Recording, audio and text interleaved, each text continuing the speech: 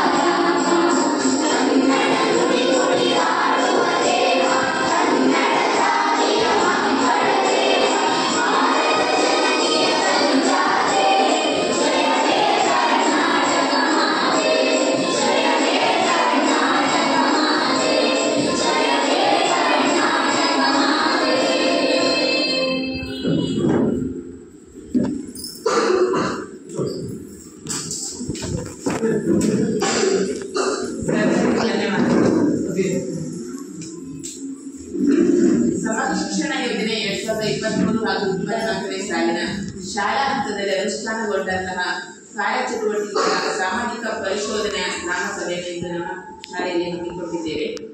ಈ ಸಭೆಗೆ ಆಗಮಿಸಿರುವಂತಹ ಸರ್ವರನ್ನು ಸ್ವಾಗತಿಸಬೇಕೆಂದು ನಮ್ಮ ಶಾಲೆಯ ಮುಖ್ಯೋಪಾಧ್ಯಾಯರಾದ ಶ್ರೀಯುತ ಉಮೇಶ್ ಸರ್ ಅವರಲ್ಲಿ ಕೇಳಿಕೊಳ್ಳುತ್ತಿದ್ದೇವೆ.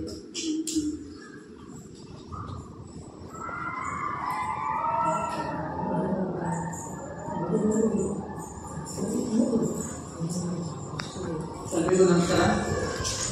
ಇವತ್ತು ನಮ್ಮ ಶಾಲೆಯಲ್ಲಿ ಸಾಮಾಜಿಕ ಪರಿಶೋಧನೆ ಗ್ರಾಮ ಸಭೆಯನ್ನು ಕಂಡಿದ್ದೀವಿ. ಕಳೆದ 2 ದಿನದಲ್ಲಿ ನಮ್ಮ ದೇವೇಂದ್ರ ಪ್ರಸಾದ್ ಅವರು ನಮ್ಮ ಶಾಲೆಗೆ ಆಗಮಿಸಿ 2023-24ನೇ ಸಾಲಿನಲ್ಲಿ ಶೈಕ್ಷಣಿಕವಾಗಿ ಮತ್ತು ಏನೆಲ್ಲ ಚಟುವಟಿಕೆಗಳು ನಮ್ಮ ಶಾಲೆಯಲ್ಲಿ ನಡೆಯುವ ಅನ್ನೋದ್ರ ಬಗ್ಗೆ ಸುದೀರ್ಘವಾಗಿ ವರದಿಯನ್ನು ತಗೊಂಡಿದ್ದಾರೆ. ಪ್ರಾರಂಭದಲ್ಲಿ ನಮ್ಮ ಶಾಲೆಯಲ್ಲಿರ್ತಕ್ಕಂಥ ಎಲ್ಲ ದಾಖಲೆಗಳನ್ನು ಅವ್ರು ನೋಡಿದ್ದಾರೆ. ನಾವು ಕೂಡ ಸಾಧ್ಯ ಆದಷ್ಟು ಒಟ್ಟಿ ಮುಖ್ಯೋಪಾಧ್ಯಾಯರು ಅಲ್ಲೇ ಇದ್ದರೂ ಕೂಡ ಮ್ಯಾಕ್ಸಿಮಮ್ ಎಷ್ಟು ಬೇಕೋ ಆ ರೀತಿಯಲ್ಲಿ ದಾಖಲೆಯನ್ನು ನಿರ್ವಹಿಸಿದ್ದೀವಿ. ನಿನ್ನೆ ಮನೆ ಭೇಟಿ ಕಾರ್ಯಕ್ರಮವನ್ನು ಸರ್ ನಮ್ಮ ಜೊತೆಗೆ ಮಾಡಿದ್ವಿ. ಸಾಕಷ್ಟು ಮಕ್ಕಳು ಇವತ್ತು ಬಂದಿಲ್ಲ, ಇವತ್ತು ಕೂಡ ರಜೆ. ಇವತ್ತು ರಜೆ ಇತ್ತು, ನಿನ್ನೆನೂ ರಜೆ ಇತ್ತು, ಮೊನ್ನೆನೂ ರಜೆ ಇತ್ತು. ನಮಗೆ ರಜೆ ಇತ್ತಷ್ಟೇ. ಅವ್ರು ಹೇಳಿದ್ರು ಟೀಚರ್ ಸಿಗಲ್ಲ ರಜೆ, ಹಾಗಾಗಿ ಬರಬೇಕು ಅಂತೇಳಿ ನಾವೆಲ್ಲ ಬಂದು ನಮ್ಮ ಏನು ವ್ಯವಸ್ಥೆ ಇದೆ ಅದನ್ನೆಲ್ಲ ಅವರಿಗೆ ಅವ್ರ ಗಮನಕ್ಕೆ ತಂದಿದ್ದೀವಿ. ಜೊತೆಗೆ ನಮ್ಮ ರಿಪ್ಪನ್ಪೇಟೆ ಭಾಗದಲ್ಲಿ ಇದೊಂದೇ ಕನ್ನಡ ಶಾಲೆ ಅಂತಿರೋದು, ಬೇರೆಲ್ಲ ಇಂಗ್ಲೀಷ್ ಮೀಡಿಯಂ ಶಾಲೆಗಳಿದ್ದಾವೆ. ನಮ್ಮ ಪೇರೆಂಟ್ಸ್ಗೆಲ್ಲ ಗೊತ್ತು, ನಮ್ಮ ಸಭೆಗೆ ಒಂದು ವೀಕ್ಷಣೆ ಬಂದಿದ್ದಾರೆ. ಹಾಗಾಗಿ ಒಂದು ಕನ್ನಡ ಶಾಲೆಯನ್ನ ಇದು ಬಹಳ ಆರ್ಟ್ ಆಫ್ ದಿ ಸಿಟಿನಲ್ಲಿ ಇರೋದ್ರಿಂದ ಅದನ್ನು ಉಳಿಸಬೇಕು ಅನ್ನೋ ಕಾರಣಕ್ಕೆ ನಾವೆಲ್ಲ ಶಿಕ್ಷಕ ವರ್ಗದವರು ಸತತ ಪ್ರಯತ್ನವನ್ನ ಮಾಡ್ತಾ ಇದ್ದೀವಿ. ಅದಾದ್ರೂ ಕೂಡ ಈಗ ಪೋಷಕರಿಗೆ ವ್ಯಾಮೋಹ ಬಂದ್ಬಿಟ್ಟಿದೆ, ಇಂಗ್ಲೀಷ್ ಹೋಗ್ಬೇಕು. ಸಾಮಾನ್ಯವಾಗಿ 7ನೇ ತರಗತಿವರೆಗೂ ಇಂಗ್ಲೀಷ್ ಏನು ಬೇಡ, 8ರಿಂದ ಹಾಕ್ಬೋದು ಹಿಂಗೆ ಅನ್ಬೇಕಿದ್ರೆ ಅನ್ನೋದು ಕೂಡ ನಮ್ಮ ಅಭಿಮತ. ನಮ್ಮ ಮಕ್ಕಳನ್ನು ಕೂಡ ಸರ್ಕಾರಿ ಶಾಲೆಗೆ 8ನೇ ತರಗತಿಯಿಂದನೇ ಇಂಗ್ಲೀಷ್ ಮೀಡಿಯಂಗೆ ಹಾಕಿದ್ದೀವಿ. ಹಾಗಾಗಿ ಆ ನಿಟ್ಟಿನಲ್ಲಿ ನೀವು ಕೂಡ ಇಲ್ಲೇ ಮಾಡಿ ಅಂತ ನಮ್ಮ ಪುಸ್ತಕದಲ್ಲಿ ಮನವಿ ಮಾಡ್ಕೊಂಡು ಸಾಕಷ್ಟು ದಾಖಲಾತಿಗಳನ್ನು ಮಾಡ್ಕೊಂಡಿದ್ದೀವಿ. ಸಮೀಪದಲ್ಲಿ ಆರ್ಟ್ ಇರೋದ್ರಿಂದ ಆರ್ಟ್ಗೂ ನಿನ್ನೆ ಸರ್ ಭೇಟಿ ಕೊಟ್ಟು ಅಲ್ಲೇ ಯೋಜನೆಗಳನ್ನೆಲ್ಲ ನೋಡಿದ್ರು. ಭಾಳ ಚೆನ್ನಾಗಿದೆ ಸರ್ ಆರ್ಟ್ ಎಲ್ಲ, ತುಂಬ ವ್ಯವಸ್ಥೆ ಇದೆ, ತುಂಬ ಹೈಟೆಕ್ ಆಗಿದೆ. ಮಕ್ಕಳು ಪುಣ್ಯವಂತರು. ನಮಗಂತೂ ನಮ್ಮ ಮನೆಯಲ್ಲೂ ಆಗಿಲ್ಲ, ಯಾರಿಗೂ ಅಂದ್ರೆ ಸಾಧ್ಯ ಇಲ್ಲ ಅಂತ ಒಂದು ವ್ಯವಸ್ಥಿತವಾಗಿ ಒಳಗೆ ಸರ್ ಇದೆ. ಟೆಲಿವಿಷನ್ದಲ್ಲಿ ಬರ್ತಾರೆ, ವೀಕ್ಷಣೆ ಹೋಗಿದ್ದಾರೆ, ಸಾಕಷ್ಟು ಮಕ್ಕಳು ನಮ್ಮ ಕೈಯಲ್ಲಿ 10 ಮಕ್ಕಳಿಗೆ ಅಡ್ಮಿಷನ್ ದಾಖಲಾತಿಯನ್ನು ಹೊಂದಿದ್ದಾರೆ. ಇವರೆಲ್ಲ ಬಂದು ಈಗ ಹಾಸ್ಟೆಲ್ ಮಕ್ಕಳು ಇಲ್ಲಿ ನಮ್ಮ ಸಮೀಪದಲ್ಲಿರ್ತಕ್ಕಂಥ ಮಕ್ಕಳ ಸಂಖ್ಯೆನೂ ಕಡಿಮೆ, ಅವ್ರು ರಜಾ ಹೋಗ್ತಾರೆ. ಹಾಗಾಗಿ ಪೇರೆಂಟ್ಸ್ ಕೂಡ ತುಂಬಾ ಅದಾಗಿ ಕೂಡ ಈ ಶಾಲೆಯನ್ನ ಉಳಿಸ್ಬೇಕು, ನಡೆಸ್ಕೊಂಡು ಹೋಗ್ಬೇಕು ಅನ್ನೋ ಕಾರಣಕ್ಕೆ ನಾವೆಲ್ಲ ಶ್ರಮವನ್ನು ವಹಿಸ್ತಾ ಇದ್ದೀವಿ. ಇವತ್ತು 2023-24ನೇ ಸಾಲಿನ ಶಾಲಾ ಹಂತದಲ್ಲಿ ಅನುಷ್ಠಾನಗೊಂಡಂತಹ ಕಾರ್ಯಚಟುವಟಿಕೆಗಳ ಸಾಮಾಜಿಕ ಲೆಕ್ಕ ಪರಿಶೋಧನೆಯನ್ನೆಲ್ಲ ಮಾಡಿಬಿಟ್ಟು ಇವತ್ತು ಗ್ರಾಮ ಸಭೆಯನ್ನು ಇಟ್ಕೊಂಡಿದ್ದಾರೆ. ಪಂಚಾಯತಿ ಅಧ್ಯಕ್ಷರಿಗೂ ಕೂಡ ನಾವು 2 ಸರಿ ಮನವಿ ಮಾಡಿದ್ದೆವು, ಹೇಳಿದ್ವಿ ಮತ್ತು ಫೋನ್ ಮಾಡಿದ್ದೆ. ಅವರಿಗೆ ಒಂದು ಪ್ರೆಸ್ ಮೀಟಿಂಗಿಗೆ ಒಂದು ಪಾರ್ಟಿ ಅಂತದ್ದು. ಬಟ್ ಹಾಗಾಗಿ ನಾನು ಬಂದು ಜಾಯ್ನ್ ಆಗ್ಬೋದು ವಿಡಿಯೋ ಸರಿಗೆ ಇದಕ್ಕೆ ಅದಕ್ಕೆ ಹೇಳಿದ್ದೀನಿ. ನಮ್ಮ CRP ಸ್ನೇಹಿತರು ಕೂಡ ಈಗ ಒಂದು 5 ನಿಮಿಷದ ಬಂದು ಜಾಯ್ನ್ ಆಗಿದ್ದಾರೆ. ಹಾಗಾಗಿ ಈ ಒಂದು ಸಭೆಯನ್ನು ನಾವು ಮತ್ತೆ ಮೊದಲು ಬಂದವರಿಗೆ ಕಾರಣಕ್ಕೆ ಪ್ರಾರಂಭ ಮಾಡಿದ್ದೀವಿ. ಇವತ್ತಿನ ಈ ಗ್ರಾಮ ಸಭೆಯ ಒಂದು ಅಧ್ಯಕ್ಷತೆಯನ್ನು ನಮ್ಮ ಈ ವಾರ್ಡಿನ ಸದಸ್ಯರಾಗಿರ್ತಕ್ಕಂಥ ಶ್ರೀಮತಿ ದಾನಮ್ಮ ವಹಿಸಬೇಕು. ಕಾರ್ಯಕ್ರಮವನ್ನು ಯಶಸ್ವಿಗೊಳಿಸಿಕೊಳ್ಬೇಕು ಅಂತ ಹೇಳ್ಕೊಂತ ಅವರು ಸ್ವಾಗತ ಮಾಡ್ತಾರೆ. ಹಾಗೆಯೇ ಈ ಒಂದು ಕಾರ್ಯಕ್ರಮಕ್ಕೆ ಪ್ರಾಸ್ತಾವಿಕ ಬಗೆಯನ್ನು ನುಡಿಬೇಕು. ಮತ್ತೆ ನಮ್ಮ ತಾಲೂಕು ಪಂಚಾಯತಿನಲ್ಲಿ ತಾಲೂಕು ಕಾರ್ಯಕ್ರಮದ ವ್ಯವಸ್ಥಾಪಕರು, ಸಾಮಾಜಿಕ ಪರಿಶೋಧನೆ ಇವರು ಕೂಡ ಇವತ್ತು ಆಗಮಿಸಿದ್ದಾರೆ. ಅವರು ಪ್ರಾಸ್ತಾವಿಕವಾಗಿ ಮಾತನಾಡುತ್ತಿದ್ದಾರೆ. ಶ್ರೀ ನಾಗೇಶ್ ಕಿವಿ ಅಂತೇಳಿ ಅವರನ್ನು ಕೂಡ ಈ ಕಾರ್ಯಕ್ರಮಕ್ಕೆ ಆತ್ಮೀಯವಾಗಿ ಸ್ವಾಗತಿಸಿಕೊಳ್ತಾ ಇದ್ದೀನಿ. ಹಾಗೆಯೇ 2-3 ದಿನಗಳಿಂದ ಇಲ್ಲಿನ ಶೈಕ್ಷಣಿಕ ಚಟುವಟಿಕೆಗಳನ್ನು ವೀಕ್ಷಣೆ ಮಾಡಿರ್ತಕ್ಕಂಥ ವರದಿ ಮಂಡಳಿಗೆ ಇವತ್ತು ಕೂಡ ಆಗಮಿಸಿರ್ತಕ್ಕಂಥ ಗ್ರಾಮ ಸಂಪನ್ಮೂಲ ವ್ಯಕ್ತಿಗಳು ಆಗಿರ್ತಕ್ಕಂಥ ಶ್ರೀಯುತ ದೇವೇಂದ್ರ ಪ್ರಸಾದ್ ಅವರನ್ನು ಕೂಡ ಈ ಒಂದು ಕಾರ್ಯಕ್ರಮಕ್ಕೆ ಆತ್ಮೀಯವಾಗಿ ಸ್ವಾಗತಿಸಿಕೊಳ್ತಾರೆ. ಹಾಗೂ ನಮ್ಮ ಶಾಲಾ SMC ಅಧ್ಯಕ್ಷರು, ಅವ್ರ ಮಗು ಈಗ 7th ಪಾಸ್ ಆಗಿದ್ದಾನೆ. ಇನ್ನೇನು ವಾರದಲ್ಲಿ ಅವರು ದೇಶ ಸ್ಥಾನದಲ್ಲಿ ಇಂಗ್ಲೀಷ್ ಬೇರೆಯವರಿಗೆ ಅವಕಾಶವನ್ನು ಕೊಡೋದಿದ್ದಾರೆ. ಅವರು ಕೂಡ ನಮ್ಮ ಈ ಕಾರ್ಯಕ್ರಮಕ್ಕೆ ನಾವು ಪ್ರಯತ್ನ ಆಗಮಿಸಿದ್ದಾರೆ. ಅವರಿಗೂ ಕೂಡ ಈ ಒಂದು ಕಾರ್ಯಕ್ರಮಕ್ಕೆ ಸ್ವಾಗತವನ್ನು ಕೊಡ್ತಾ ಇದ್ದೇವೆ. ಹಾಗೆಯೇ ಗ್ರಾಮ ಪಂಚಾಯತಿ ಅಧ್ಯಕ್ಷರು, ಉಪಾಧ್ಯಕ್ಷರು ಮತ್ತು PDO ಸರ್ ಅವರಿಗೆಲ್ಲರಿಗೂ ನಮ್ಮ CRP ಮಿತ್ರರಿಗೆ ಪರೋಕ್ಷವಾಗಿ ಸ್ವಾಗತವನ್ನು ಕೊಡ್ತಾ ಇದ್ದೇವೆ.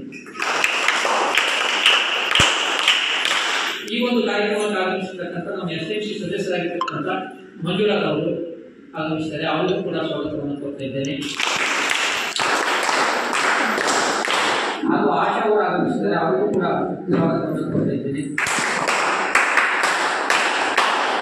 ಹಾಗೆಯೇ SMC ಸದಸ್ಯರಾಗಿರ್ತಕ್ಕಂಥ ಶ್ರೀಮತಿ ಅವರು ಆಗಮಿಸಿದ್ದಾರೆ. ಅವರಿಗೂ ಕೂಡ ಸ್ವಾಗತವನ್ನು ಕೊಡ್ತಾ ಇದ್ದೇನೆ.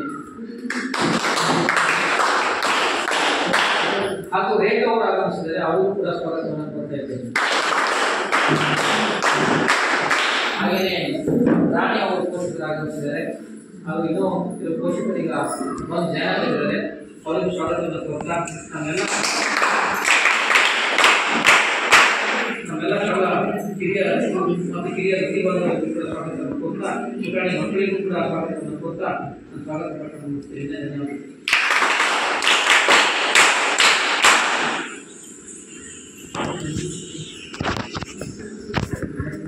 सर्वांना स्वागत करतो. ಸ್ವಾಗತವನ್ನು ಕೋರುತ್ತಿದ್ದೇನೆ. ಈ ಸಭೆಯನ್ನು ಉದ್ದೇಶಿಸಿ ಪ್ರಾಸ್ತಾವಿಕ ನುಡಿಯನ್ನು ಶ್ರೀಯುತ ನಾಗೇಶ್ ಕೇಳಿ, ಸಾಮಾಜಿಕ ಪರಿಶೋಧನಾ ತಾಲೂಕು ಕಾರ್ಯಕ್ರಮ ವ್ಯವಸ್ಥಾಪಕರು, ತಾಲೂಕು ಪಂಚಾಯತ್ ಹೊಸನಗರ, ಇವರು ಪ್ರಾಥಮಿಕ ನುಡಿಯನ್ನು ಹೇಳಬೇಕೆಂದು ತಿಳಿಸುತ್ತಾರೆ.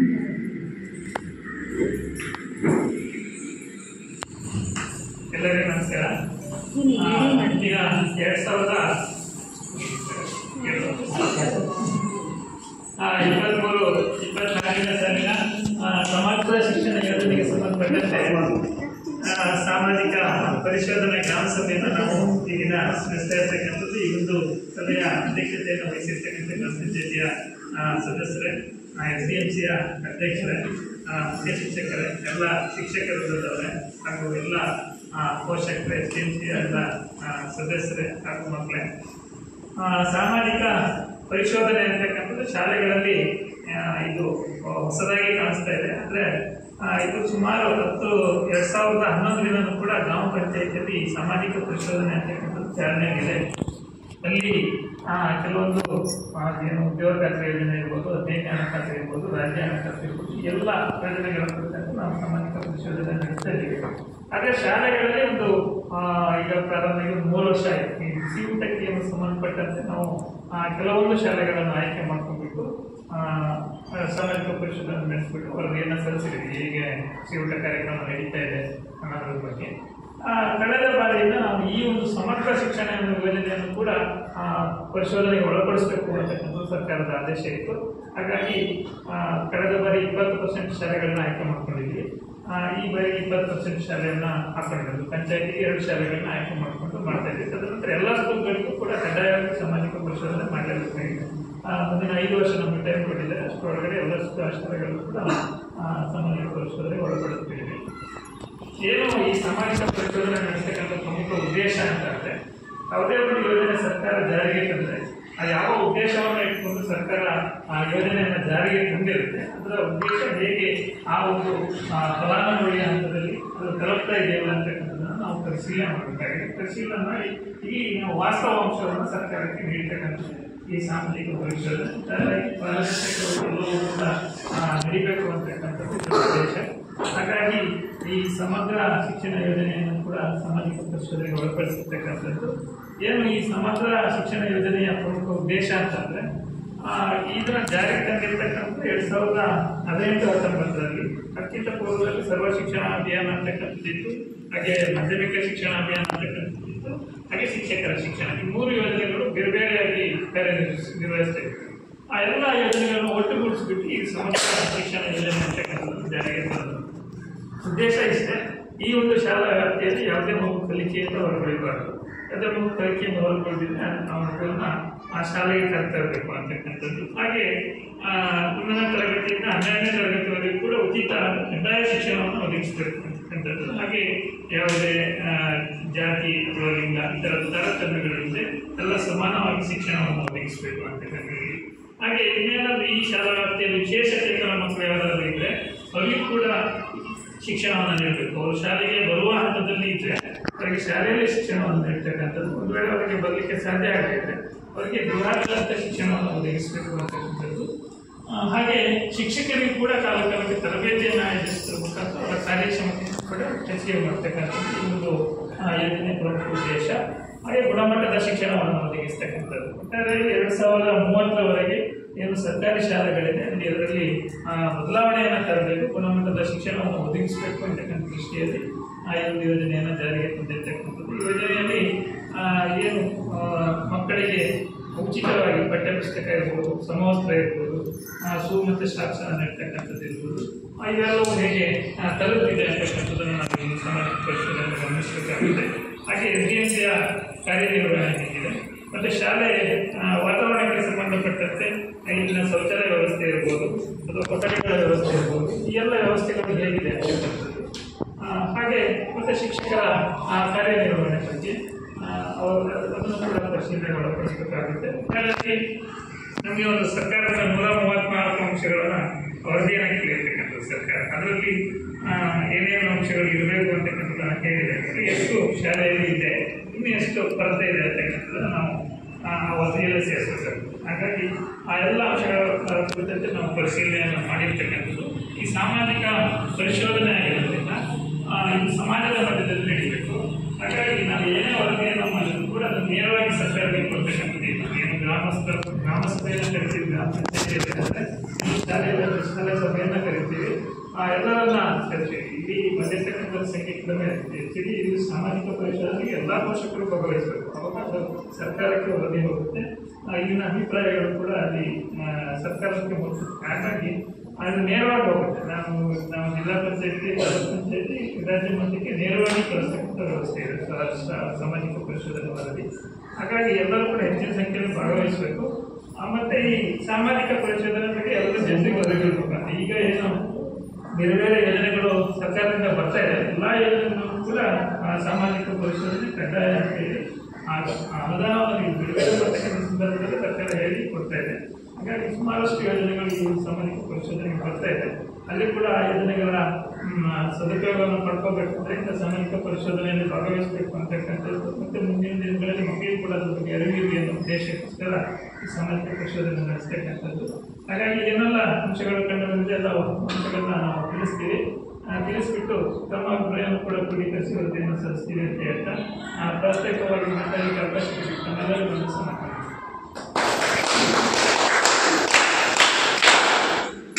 ಗ್ರಾಮ ಸಭೆಯ ಉದ್ದೇಶಗಳನ್ನು ಸಂಕ್ಷಿಪ್ತವಾಗಿ ನಮ್ಮೆಲ್ಲರಿಗೂ ತಿಳಿಸಿದಂತ ಶ್ರೀಯುತ ನಾಗೇಶ್ ಕೆವಿ ಸರ್ ಇವರಿಗೆ ನಮ್ಮ ನಿಮ್ಮೆಲ್ಲರ ಪರವಾಗಿ ಧನ್ಯವಾದಗಳನ್ನು ತಿಳಿಸುತ್ತಿದ್ದೇನೆ. ಮುಂದಿನ ಕಾರ್ಯಕ್ರಮ ವರದಿ ಮಂಡನೆ. ಶ್ರೀಯುತ ದೇವೇಂದ್ರಪ್ಪ, ಗ್ರಾಮ ಸಂಪನ್ಮೂಲ ವ್ಯಕ್ತಿಗಳು, ಇವರು ಈ ಸಭೆಯಲ್ಲಿ ವರದಿ ಮಂಡನೆಯನ್ನು ಮಾಡಬೇಕೆಂದು ಕೇಳಿಕೊಳ್ಳುತ್ತಿದ್ದಾರೆ.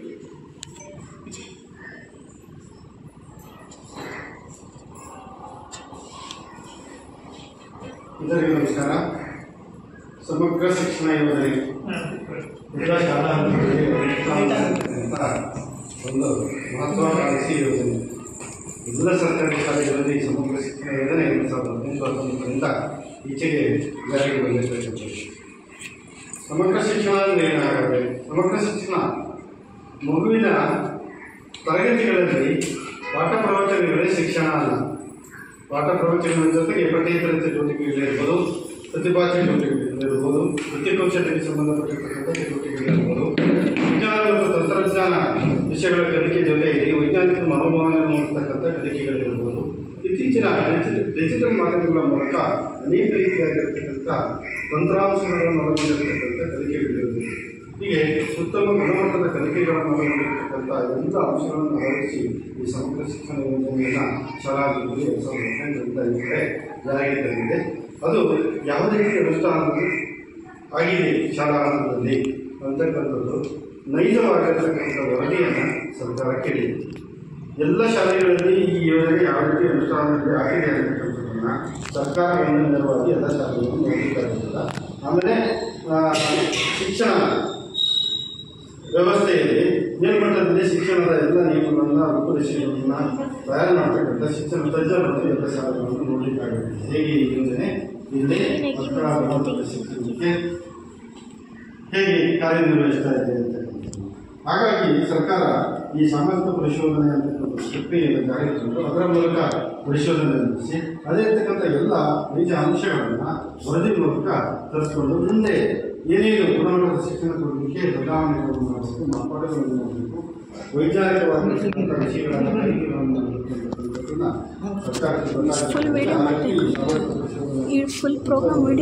ಜಾರಿಗೆ ತಂದು ನಿಮ್ಮ ಶಾಲೆಯಲ್ಲಿ ಕಳೆದ 2 ದಿನಗಳಿಂದ ಸರ್ಕಾರದ ಆದೇಶದಂತೆ ಯೋಜನೆ ಮಾರ್ಗಸೂಚಿ ಪ್ರಕಾರ ಸರ್ಕಾರದ ವೇಳಾಪಟ್ಟಿಯಂತೆ ನಾವು ಇಲ್ಲಿ ಸಾಮಾಜಿಕ ಪರಿಶೋಧನೆಯನ್ನು ನಡೆಸಿದ್ದೇವೆ. ಅದರ ಪ್ರಕಾರ ಇಲ್ಲಿ 2023-24 ಸಾಲಿನಿಂದ ಇಲ್ಲಿಯವರೆಗೆ ಏನೇನು ಈ ಯೋಜನೆಯಲ್ಲಿ ಅನುಷ್ಠಾನ ಆಗಿದೆ ಅಂತಕ್ಕಂಥದ್ದನ್ನು ಅದನ್ನು ನಾವು ಪರಿಶೋಧನೆ ಒಳಪಡಿಸಿದ್ದೇವೆ.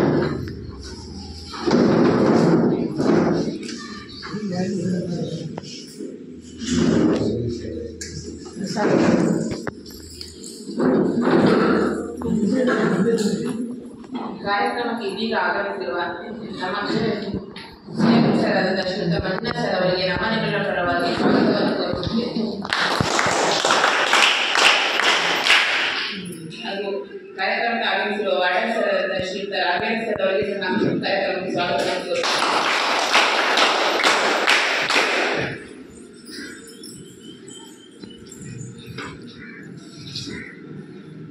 2023-24 ಸಾಲಿನಲ್ಲಿ ಈ ಒಂದು ಶಾಲೆಯಲ್ಲಿ ಒಟ್ಟು 42 ವಿದ್ಯಾರ್ಥಿಗಳು ಕಲಿಕೆಯನ್ನು ನಡೆಸ್ತಾ ಇದ್ದರು. ಅದರಲ್ಲಿ 17 ಮಕ್ಕಳು ಪರಿಶಿಷ್ಟ ಜಾತಿ, 2 ಮಕ್ಕಳು ಪರಿಶಿಷ್ಟ ಪಂಗಡ, ಇತರೆ 23 ಮಕ್ಕಳು, ಒಟ್ಟು 42 ಮಕ್ಕಳು ಕಲಿಕೆಯನ್ನು ಮಾಡ್ತಾಯಿದ್ರು. 2023-24 ಸಾಲಿನಲ್ಲಿ ಈ ಯೋಜನೆಗೆ ಸಂಬಂಧಪಟ್ಟಂತೆ ಶಾಲಾ ಹಂತದಲ್ಲಿ ಕೆಲವೊಂದು ಕಾರ್ಯಚಟುವಟಿಕೆಗಳನ್ನು ನಡೆಸಲು ಯೋಜನೆಯಿಂದ ಕೆಲವೊಂದು ಸರ್ಕಾರ ಅನುದಾನವನ್ನು ಕೊಡ್ತದೆ. ಆ ಅನುದಾನವನ್ನು ಯಾವ ರೀತಿ ನಿರ್ವಹಣೆ ಮಾಡಿದ್ದಾರೆ ಅಂತ 2023-24 ಸಾಲಿನಲ್ಲಿ ಒಟ್ಟು ಪ್ರಾರಂಭಿಕ ಶುಲ್ಕ 2065 ರೂಪಾಯಿ ಈ ಯೋಜನೆಯಲ್ಲಿ. ಶಾಲಾ ಅನುದಾನ ಅವಶ್ಯಕತೆ 32,250 ರೂಪಾಯಿ ಅನುದಾನ ಬಂತು. ಆಮೇಲೆ ಕುಡಿಯುವ ನೀರು ಮತ್ತು ಸ್ವಚ್ಛತೆಗೆ 10,511 ರೂಪಾಯಿ ಅನುದಾನ ಬಂತು. ಆಮೇಲೆ ಸಿಮ್ಸಾಕ್ಸ್ ಅನುದಾನ 12,590 ರೂಪಾಯಿ ಬಂತು. ಆಮೇಲೆ ಶಿಕ್ಷಕ ವಿಶೇಷ ಚೇತನ ಮಕ್ಕಳಿಗೆ 5,940 ರೂಪಾಯಿ ಬಂತು. ಆಮೇಲೆ ಶಿಕ್ಷಕರ ಸ್ಥಿತಿ ಮತ್ತು SLC ವಿದ್ಯಾರ್ಥಿ ಈ ಒಂದು ಇದಕ್ಕೆ ಸಂಬಂಧಪಟ್ಟಂತೆ 3,704 ರೂಪಾಯಿ ಈ ಒಂದು ಹಣಕಾಸು ಜಮಾ ಆಗಿದೆ. ಆಮೇಲೆ ಬ್ಯಾಂಕ್ ಬಡ್ಡಿ 221 ಒಟ್ಟು ಆ ಒಂದು ವರ್ಷದಲ್ಲಿ 66,291 ರೂಪಾಯಿ ಅನುದಾನ ಈ ಒಂದು ಯೋಜನೆಗೆ ಅನುದಾನ ಬಂದಿದೆ. ಎಲ್ಲ ಶಾಲೆಯ ಕಾರ್ಯಚಟುವಟಿಕೆಗಳ ನಿರ್ವಹಣೆ ನಮಗೆ ಹೇಗೆ ಇಷ್ಟು ಹಣ ಜಮಾ ಆಗಿದೆ, ಖರ್ಚು ವೆಚ್ಚ ಹೇಗೆ ನಿರ್ವಹಣೆ ಆಗಿದೆ ಅಂತ ಹೇಳ್ಬಿಟ್ಟು ಶಾಲಾ ಅನುದಾನ 31,205 ರೂಪಾಯಿ ಖರ್ಚು ವೆಚ್ಚ ನಿರ್ವಹಣೆ ಆಗಿದೆ. ಆಮೇಲೆ ಕುಡಿಯುವ ನೀರು ಮತ್ತು ಸ್ವಚ್ಛತೆಗೆ 10,511 ರೂಪಾಯಿ ನಿರ್ವಹಣೆ ಆಗಿದೆ. ಶೂ ಮತ್ತು ಸಾಕ್ಸು 12,205 ರೂಪಾಯಿ ಖರ್ಚಾಗಿದೆ. ಆಮೇಲೆ ವಿಶೇಷ ಚೇತನ ಮಕ್ಕಳಿಗೆ 5,950 ರೂಪಾಯಿ ನೀಡಲಾಗಿದೆ. ಶಿಕ್ಷಕರ ವಿದ್ಯಾರ್ಥಿಗಳಿಗೆ ಅನುದಾನ 3,000 ರೂಪಾಯಿ ಖರ್ಚು ವೆಚ್ಚವನ್ನು ನಿರ್ವಹಣೆ ಮಾಡಲಾಗಿದೆ. ಮತ್ತು ಆ ಒಂದು ವರ್ಷದಲ್ಲಿ ಒಂದೇ ಶಿಕ್ಷಕ ಜಮಾಯಿತ ಅನುದಾನ ನೀಡಿದರು 6,034 ರೂಪಾಯಿ ಖರ್ಚು ವೆಚ್ಚವನ್ನು ನಿರ್ವಹಣೆ ಮಾಡಿದ್ದಾರೆ. 2,265 ರೂಪಾಯಿ ಮುಂದಿನ ಶೈಕ್ಷಣಿಕ ವರ್ಷಕ್ಕೆ ಪ್ರಾರಂಭಿಕ ಅನುದಾನ ಇದೆ.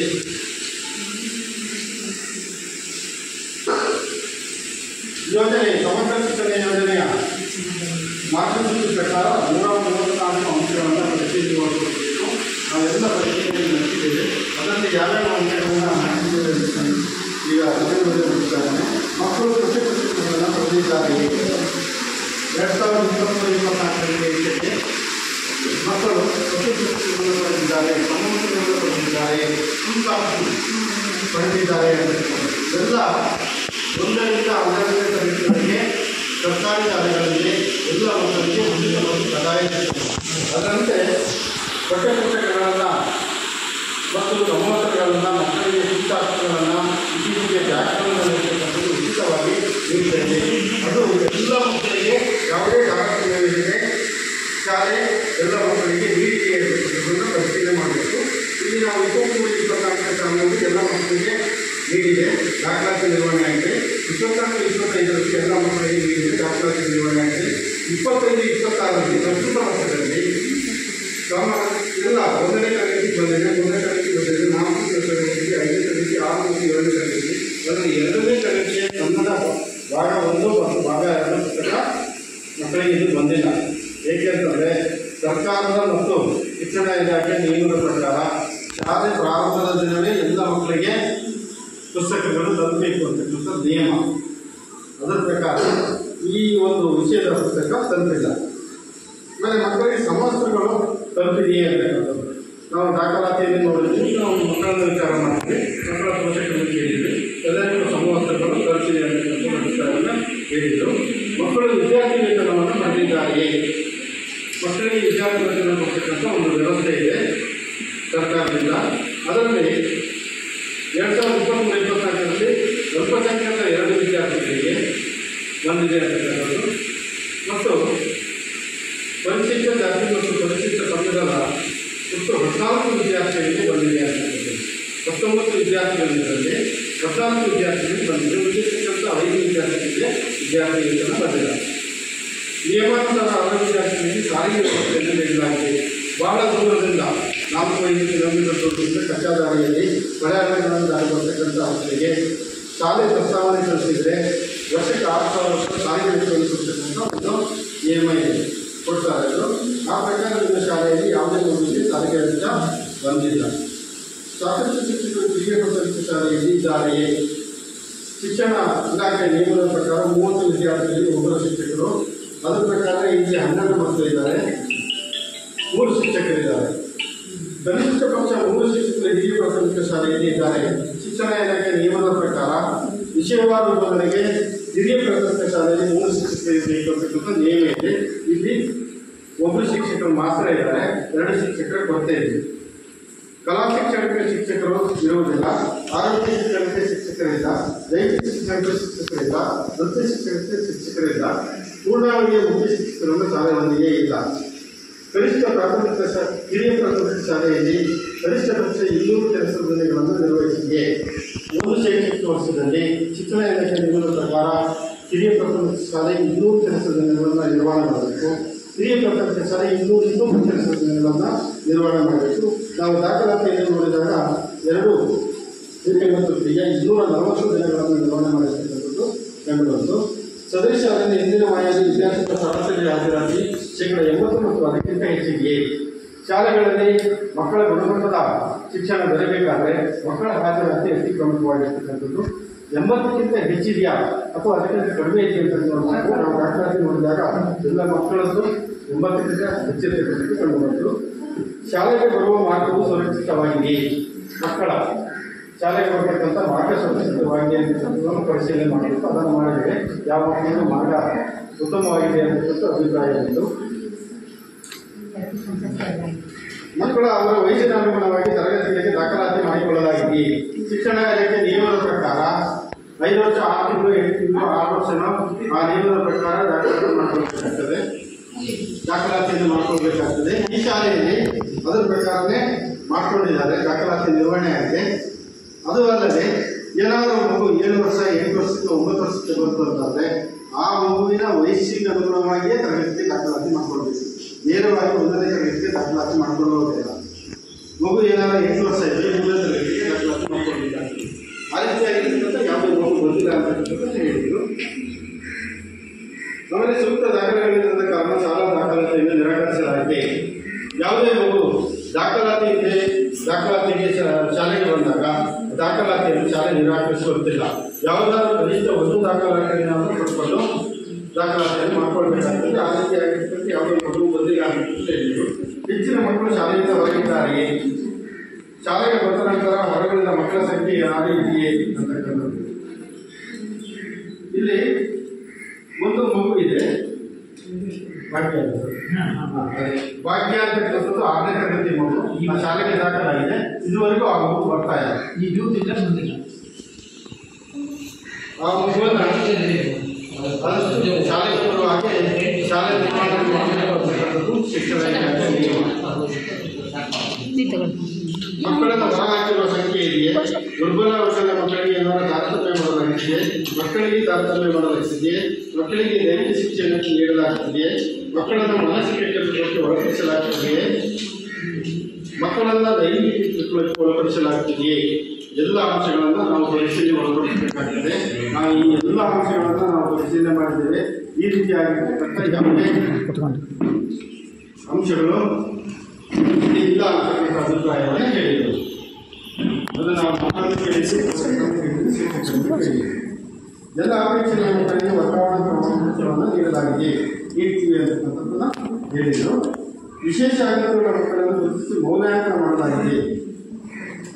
ಈ ಒಂದು ಶಾಲಾ ವ್ಯಾಪ್ತಿಯಲ್ಲಿ ವಿಶೇಷ ಅಗತ್ಯಗಳ ಮಗು ಏನಾದರೂ ಒಂದು ದಾಖಲಾದರೆ ಆ ಮಗುವಿನ ಗುರುತು ಮಾಡಿ ಅದನ್ನು ಮೌಲ್ಯಾಂಕನ ಮಾಡಬೇಕಾಗ್ತದೆ ಶಾಲೆ. ಅದರಲ್ಲಿ ಒಂದು ಮಗು ಯಶವಂತ್ ಅಂತಕ್ಕಂಥದ್ದು, ಇದು ಬುದ್ಧಿಮಾಂದ್ಯ ಮಗು. ಈ ಮಗುವನ್ನು ಶಾಲೆಗೆ ದಾಖಲು ಮಾಡಿದ್ದಾರೆ. ಆ ಮಗು ಶಾಲೆಗೆ ಬರ್ತದೆ ಇಲ್ಲಿ. ಅದಕ್ಕೆ ಕಲಿಕೆಯನ್ನು ಶಾಲೆ ನಡೆಸ್ತಾ ಇದೆ. ಅದಕ್ಕೆ ಬೆಂಗಾವಲು ಬರ್ತದೆ ಅಂತ ಹೇಳಿ ಈ ವರ್ಷದಲ್ಲಿ 3,500 ರೂಪಾಯಿ ಬಂದಿದೆ. ಅದನ್ನು ಮಗುವಿಗೆ ಕೊಟ್ಟಿದ್ದಾರೆ. ನಾವು ಮಗುವಿನ ಮನೆ ಭೇಟಿಯನ್ನು ಮಾಡಿದ್ವಿ. ಆ ಮಗು ಬುದ್ಧಿಮಾಂದ್ಯ ವ್ಯವಸ್ಥೆಯಲ್ಲಿದೆ. ಅದು ಶಾಲೆಗೆ ಬರ್ತಾ ಇದೆ. ಅದಕ್ಕೆ ಬಂದಿರತಕ್ಕಂಥ ಎಲ್ಲ ಸವಲತ್ತುಗಳನ್ನು ಏನು ಬಿಸಿ ಊಟದ ಸವಲತ್ತುಗಳಿರ್ಬೋದು, ಸಮವಸ್ತ್ರ ಇರ್ಬೋದು, ಶೂಸಾಕ್ತ ಇರ್ಬೋದು, ಎಲ್ಲ ಸವಲತ್ತುಗಳನ್ನು ನಾವು ಪಡೆದಿದ್ದೇವೆ ಶಾಲಾ ವತಿಯಿಂದ ಅಂತಕ್ಕಂಥ ಅಭಿಪ್ರಾಯವನ್ನು ಪೋಷಕರು ಹೇಳಿದ್ದೀವಿ. ಆಮೇಲೆ ವಿಶೇಷ ಅಗತ್ಯಗಳ ಮಕ್ಕಳಿಗೆ ಸಾಧನೆ ಸಲಕರಣೆಗಳನ್ನು ನೀಡಲಾಗಿದೆ. ಯಾವುದೇ ಸಾಧನೆ ಸಲಕರಣೆಗಳನ್ನು ನೀಡಿಲ್ಲ. ಆಮೇಲೆ ಗೃಹಾಧಾರಿತ ಶಿಕ್ಷಣವನ್ನು ನೀಡಲಾಗ್ತದೆ ಅಂತಕ್ಕಂಥದ್ದು ಆ ರೀತಿಯಾಗಿರ್ತಕ್ಕಂಥ ಯಾವುದೇ ಮಗು ಇಲ್ಲ. ಆಮೇಲೆ ಎಲ್ಲ ಹವಾಮಾನದಿಂದ ಸುರಕ್ಷಿತವಾದ ಶಾಲಾ ಕಟ್ಟಡ ಇದೆಯೇ? ಏಕೆಂದರೆ ಒಂದು ಶಾಲೆಯಲ್ಲಿ ಒಂದು ಮಕ್ಕಳಿಗೆ ಗುಣಮಟ್ಟದ ಉತ್ತಮವಾಗಿರ್ತಕ್ಕಂಥ ಕಲಿಕೆ ಆಗಬೇಕಾದ್ರೆ ಒಂದು ಉತ್ತಮವಾಗಿರ್ತಕ್ಕಂಥ ಶಾಲಾ ವಾತಾವರಣ ಇರಬೇಕು ಅಂತಕ್ಕಂಥದ್ದು. ಶಾಲಾ ವಾತಾವರಣ ಅಂತಂದರೆ ಶಾಲಾ ಕಟ್ಟಡಗಳು, ತರಗತಿ ಕೊಠಡಿಗಳಲ್ಲಿ ಪಾಠೋಪಕರಣಗಳು, ಪೀಠೋಪಕರಣಗಳು, ಒಂದು ಉತ್ತಮವಾಗಿರ್ತಕ್ಕಂಥ ಗ್ರಂಥಾಲಯ, ಪ್ರಯೋಗಾಲಯ, ಹೀಗೆ ಎಲ್ಲ ರೀತಿಯಾಗಿರ್ತಕ್ಕಂಥ ಶಾಲಾ ಸುತ್ತ ಕಾಂಪೌಂಡು, ಆಟದ ಮೈದಾನ, ಎಲ್ಲ ರೀತಿಯಾಗಿರ್ತಕ್ಕಂಥ ಮೂಲಭೂತ ಸೌಕರ್ಯಗಳನ್ನು ಹೊಂದಿರಬೇಕು. ಆಗ ಶಾಲೆ ಉತ್ತಮವಾಗಿರ್ತಕ್ಕಂಥ ಗುಣಮಟ್ಟದ ಶಿಕ್ಷಣವನ್ನು ನೀಡಲಿಕ್ಕೆ ಸಾಧ್ಯತೆ ಇದೆ ಅನ್ನೋದು ಈ ಯೋಜನೆಯ ಪ್ರಮುಖ ಅಂಶ. ಇದನ್ನು ನಾವು ನೋಡಿದಾಗ 7 ತರಗತಿ ಕೊಠಡಿಗಳಿದೆ, 1 ಅಡಿಗೆ ಕೊಠಡಿ ಇದೆ, 1 ದಾಸ್ತಾನು ಕೊಠಡಿ ಇದೆ. ಅದರಲ್ಲಿ 7ನೇ ತರಗತಿ ಕೊಠಡಿ ಮೇಲ್ಚಾವಣಿಯಲ್ಲಿ ಸೋರಿಕೆ ಇದೆ ಅಂತಕ್ಕಂಥದ್ದು. 5ನೇ ತರಗತಿ, 7ನೇ ತರಗತಿ, 5ನೇ ತರಗತಿ, 4ನೇ ತರಗತಿ ಈ ತರಗತಿಗಳ ಮೇಲ್ಚಾವಣಿ ಸೋರಿಕೆ ಇದೆ ಅಂತಕ್ಕಂಥದ್ದನ್ನು ಹೇಳಿದರು. ಮಕ್ಕಳು ಹೇಳಿದರು, ಶಿಕ್ಷಕರು ಸಹ ಹೇಳಿದರು. ಬಾಲಕರಿಗೆ ಸಾಕಷ್ಟು ಶೌಚಾಲಯದ ವ್ಯವಸ್ಥೆ ಇದೆಯೇ? ಬಾಲಕಿಯರಿಗೆ ಸಾಕಷ್ಟು ಶೌಚಾಲಯದ ವ್ಯವಸ್ಥೆ ಇದೆ. ಶೌಚಾಲಯದಲ್ಲಿ ನೀರಿನ ವ್ಯವಸ್ಥೆ ಇದೆ. ಬಳಕೆಗೆ ಯೋಗ್ಯವಾಗಿದೆಯೇ?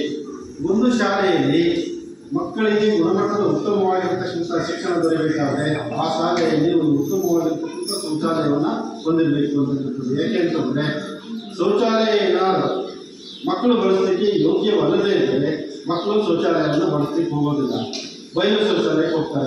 ಬಯಲು ಶೌಚಾಲಯ ನಿಷೇಧ ನಿಯಮದ ಪ್ರಕಾರ. ಹಾಗಾಗಿ ಒಂದು ಉತ್ತಮವಾಗಿರ್ತಕ್ಕಂಥ ಶೌಚಾಲಯವನ್ನು ಹೊಂದಿರಬೇಕು ಅಂತಕ್ಕಂಥದ್ದು. ಶೌಚಾಲಯ ಬಳಕೆ ಮಾಡಿಲ್ಲ ಅಂತಕ್ಕಂಥ ಶೌಚಾಲಯ ಉತ್ತಮವಾಗಿದ್ದರೆ ಮಕ್ಕಳು ಶೌಚವನ್ನು ಕಟ್ಕೊಳ್ತಾರೆ, ತರಗತಿ ಕೊಠಡಿಯಲ್ಲಿ ಬರ್ತಾರೆ. ಶೌಚವನ್ನು ಕಟ್ಕೊಂಡಾಗ ಮಾನಸಿಕವಾಗಿ ಅವರು ಇಲ್ಲಿ ಇರೋದಿಲ್ಲ, ದೈಹಿಕವಾಗಿ ಮಾತ್ರ ಇರ್ತಾರೆ. ಶಿಕ್ಷಕರ ತರಗತಿ ಪಾಠ ಪ್ರವಚನಗಳಲ್ಲಿ ಅವರು ಪಾಲ್ಗೊಳ್ಳೋದಿಲ್ಲ, ಕಲಿಕೆಯಲ್ಲಿ ಹಿಂದೆ ಬಿಡ್ತಾರೆ ಅಂತಕ್ಕಂಥದ್ದು. ಅದಲ್ಲದೆ ಶೌಚವನ್ನು ಕಟ್ಕೊಂಡ್ರೆ ತರಗತಿ ಕೊಠಡಿಗಳಲ್ಲಿ ಆರೋಗ್ಯಗಳಿಗೆ ಪರಿಣಾಮ ಬೀರುತ್ತೆ. ಹಾಗಾಗಿ ಇದು ಉತ್ತಮವಾಗಿರ್ತಕ್ಕಂಥ ಶೌಚಾಲಯವನ್ನು ಹೊಂದಿರಬೇಕು ಅಂತಕ್ಕಂಥದ್ದು ಶಾಲೆ. ಇಲ್ಲಿ ನಾವು ನೋಡಿದಾಗ ಸಾಮಾನ್ಯವಾಗಿ ಒಂದು ಶೌಚಾಲಯ ಇದ್ದಂತೆ ಕಂಡು ಬರ್ತದೆ. ಅಲ್ಲಿ ನೀರಿನ ವ್ಯವಸ್ಥೆ ಇದೆ, ಬಳಕೆಗೆ ಯೋಗ್ಯವಾಗಿದೆ ಅಂತಕ್ಕಂಥ ಅಭಿಪ್ರಾಯವನ್ನು ಮಕ್ಕಳೇ ಹೇಳಿದರು. ಆಮೇಲೆ ವಿಶೇಷ ಅಗತ್ಯಗಳ ಮಕ್ಕಳು ಬಳಸ್ತಕ್ಕಂಥ ಶೌಚಾಲಯ ಇದೆ, ಆ ರೀತಿಯಾಗಿರ್ತಕ್ಕಂಥ ಶೌಚಾಲಯ ಇಲ್ಲ. ಶಾಲೆಯಲ್ಲಿ ಸಾಕಷ್ಟು ಪ್ರಮಾಣದಲ್ಲಿ ನೀರಿನ ಸೌಲಭ್ಯ ಇದೆ. ಏಕೆಂದರೆ ಮಕ್ಕಳಿಗೆ ಶುದ್ಧ ಕುಡಿಯುವ ನೀರನ್ನು ಒದಗಿಸಬೇಕು, ಆರೋಗ್ಯದ ಮೇಲೆ ಪರಿಣಾಮ ಬೀರಬಾರ್ದು ಅಂತಕ್ಕಂಥದ್ದು. ಹಾಗಾಗಿ ಶುದ್ಧ ಕುಡಿಯುವ ನೀರಿನ ಘಟಕವನ್ನು ಉಪಯೋಗಿಸಿಕೊಂಡು ಶಾಲೆ ಅವರಿಗೆ ನೀರನ್ನು ಒದಗಿಸಬೇಕು. ಅದಲ್ಲದೆ ಉತ್ತಮವಾದ ಫಿಲ್ಟರ್ಗಳ ಮೂಲಕ ಕುಡಿಯುವ ನೀರನ್ನು ಒದಗಿಸಬೇಕು ಅಂತಕ್ಕಂಥದ್ದು ನಿಯಮ ಇದೆ. ಅದರ ಪ್ರಕಾರ ನೀರಿನ ಸೌಲಭ್ಯ ಹೇಗಿದೆ ಅಂತಕ್ಕಂಥದ್ದನ್ನು ನಾವು ನೋಡಿದ್ವಿ. ನೀರಿನ ಸೌಲಭ್ಯ ಗುಣಮಟ್ಟದ ನೀರು ಉತ್ತಮವಾಗಿರುತ್ತದೆ ಅಂತಕ್ಕಂಥ ಅಭಿಪ್ರಾಯವನ್ನು ಹೇಳಿದರು. ಕುಡಿಯುವ ನೀರಿನ ಗುಣಮಟ್ಟ ಉತ್ತಮವಾಗಿದೆಯೇ? ಕುಡಿಯುವ ನೀರಿನ ಗುಣಮಟ್ಟ ಉತ್ತಮವಾಗಿರಬೇಕು ಅಂತಕ್ಕಂಥದ್ದು ಅದು ಪ್ರತಿ 6 ತಿಂಗಳಿಗೊಮ್ಮೆ ಈ ಮಕ್ಕಳು ಕುಡಿಯೋಕ್ಕೆ ಬಳಸ್ತಕ್ಕಂಥ ಮತ್ತು ಮಧ್ಯಾಹ್ನ ಬಿಸಿ ಊಟದಲ್ಲಿ ಬಳಸ್ತಕ್ಕಂಥ ನೀರನ್ನು ಪ್ರತಿ 6 ತಿಂಗಳಿಗೊಮ್ಮೆ ಸಂಬಂಧಪಟ್ಟ ಇಲಾಖೆಗೆ ಅದರಲ್ಲಿ ಹೋಗಿ ಅದನ್ನು ಟೆಸ್ಟ್ ಮಾಡಬೇಕು. ಅದರ ದೃಢೀಕರಣವನ್ನು ಶಾಲೆ ನಿರ್ವಹಣೆ ಮಾಡಬೇಕಾಗ್ತದೆ. ಅದನ್ನು ನಾವು ಮಾಡ್ತೀವಿ ಅಂತಕ್ಕಂಥ ಅಭಿಪ್ರಾಯವನ್ನು ಹೇಳಿದ್ರು. ಶಾಲೆಗೆ ವಿದ್ಯುತ್ ಸಂಪರ್ಕವಿದೆಯೇ? ಶಾಲೆಯಲ್ಲಿ ತರಗತಿ ಕೊಠಡಿಗಳಲ್ಲಿ ಸ್ವಾಭಾವಿಕ ಬೆಳಕಿನ ಜೊತೆ ಕೃತಕವಾಗಿರ್ತಕ್ಕಂಥ ಬೆಳಕಿನ ಅವಶ್ಯಕತೆ ಇದೆ. ಮಕ್ಕಳಿಗೆ ಗುಣಮಟ್ಟದ ಶಿಕ್ಷಣ ಸಿಗಬೇಕಾಗುತ್ತೆ. ಆಮೇಲೆ ಪ್ರಯೋಗಾಲಯಕ್ಕೆ ವಿದ್ಯುತ್ತಿನ ಅಗತ್ಯವಿದೆ. ಹಾಗಾಗಿ ಒಂದು ಶಾಲೆ ವಿದ್ಯುತ್ ಸಂಪರ್ಕವನ್ನು ಹೊಂದಿರಬೇಕು ಅಂತಕ್ಕಂಥದ್ದು. ಇಲ್ಲಿ ಎಲ್ಲ ತರಗತಿಗಳಲ್ಲಿ ವಿದ್ಯುತ್ ಸಂಪರ್ಕ ಇದೆ. ನಾವು ಸಹ ಪರಿಶೀಲನೆ ನಡೆಸಿದ್ದೇವೆ. ಎಲ್ಲ ಕೊಠಡಿಗಳಲ್ಲೂ ಸಹ ಕಾರ್ಯನಿರ್ವಹಿಸ್ತಾ ಇದೆ.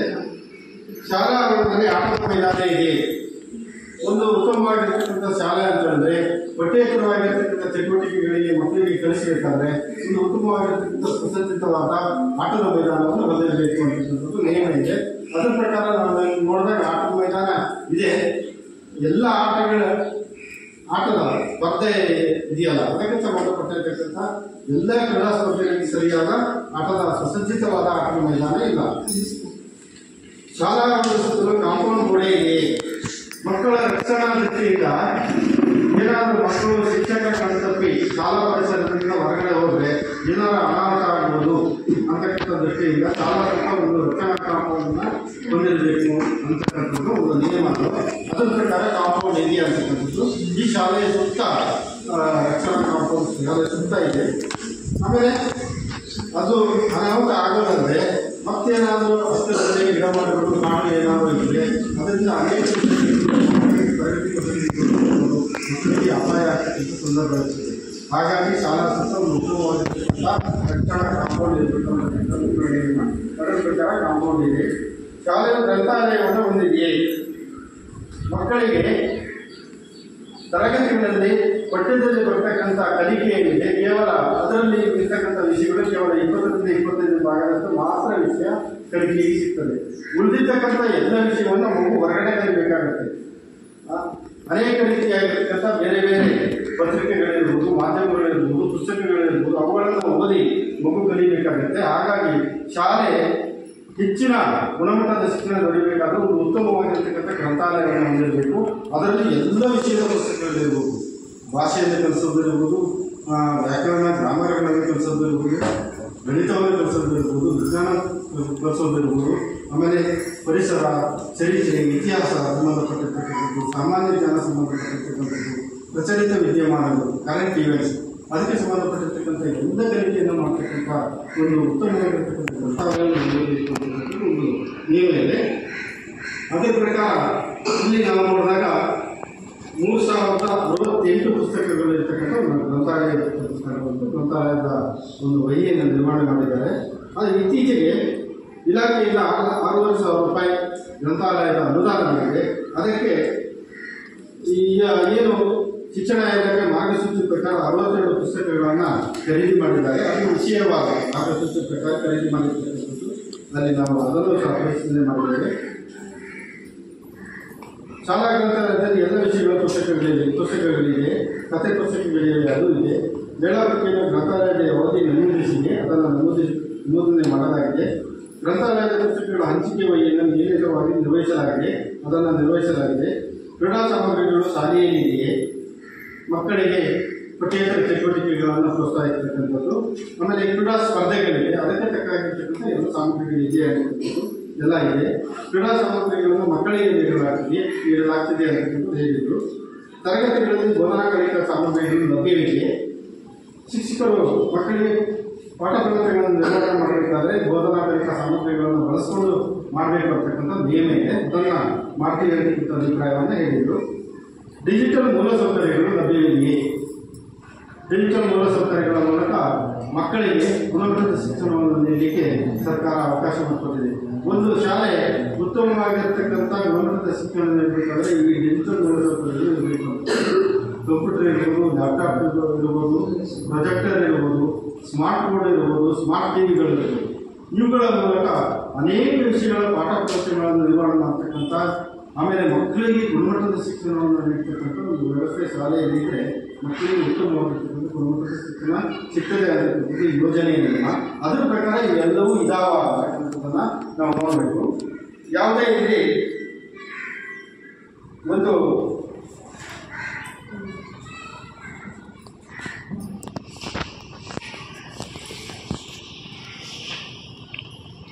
ಇಲ್ಲಿ ಕಂಪ್ಯೂಟರ್ ಇಲ್ಲ, ಲ್ಯಾಪ್ಟಾಪ್ಗಳು ಇಲ್ಲ, ಪ್ರೊಜೆಕ್ಟರ್ಗಳು ಇಲ್ಲ, ಸ್ಮಾರ್ಟ್ ಬೋರ್ಡು ಇಲ್ಲ, ಸ್ಮಾರ್ಟ್ ಟಿವಿ ಒಂದಿದೆ, ಆಮೇಲೆ ರೇಡಿಯೋ ಒಂದಿದೆ. ಅದರ ಮೂಲಕ ಮಕ್ಕಳಿಗೆ ಗುಣಮಟ್ಟದ ಶಿಕ್ಷಣವನ್ನು ನೀಡ್ತಾ ಇದ್ದೇವೆ ಅಂತಕ್ಕಂಥದ್ದು ಹೇಳಿದೆ. ಈ ಎಲ್ಲವುಗಳು ಇದ್ದರೆ ಮಕ್ಕಳಿಗೆ ಉತ್ತಮವಾಗಿರ್ತಕ್ಕಂಥ ಗುಣಮಟ್ಟದ ಶಿಕ್ಷಣ ಶಾಲೆಯಲ್ಲಿ ದೊರೆತಿದೆ. ಅವೆಲ್ಲವುಗಳನ್ನು ಹೊಂದಿರಬೇಕು ಅಂತಕ್ಕಂಥದ್ದು ನಿಯಮ.